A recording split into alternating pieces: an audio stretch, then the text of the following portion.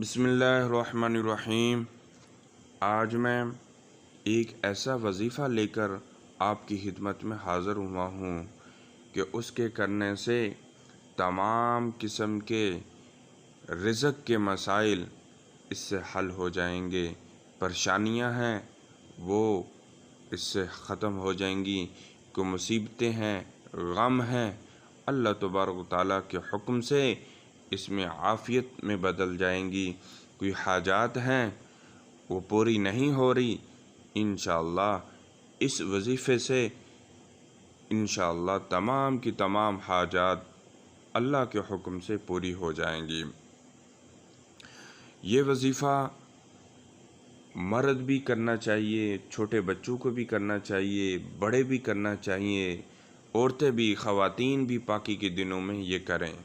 اور اس کا معمول بنا لیں تو انشاءاللہ جو بھی کاروبار کے اندر مسائل ہیں، رزق کے مسائل ہیں، حاجات ہیں اور دکان کے اندر جو مسائل ہیں، انشاءاللہ اس وظیفے کی برکت سے اللہ کے حکم سے یہ تمام کے تمام مسائل حل ہوتے چلے جائیں گے۔ وظیفہ یہ کرنا ہے کہ آپ نے ایک وقت رکھ لینا ہے، بہتر وقت یہی ہے جو حدیث میں بھی آتا ہے کہ جس نے سورۃ یاسین صبح کے وقت ایک دفعہ پڑھی اس کے تمام دن کی حاجات پوری ہو جائیں گی۔ تو بہتر وقت یہی ہے، رزق کا وقت بھی اسی وقت فجر کے وقت ہی دیا جاتا ہے، تو بہتر وقت یہی ہے کہ اس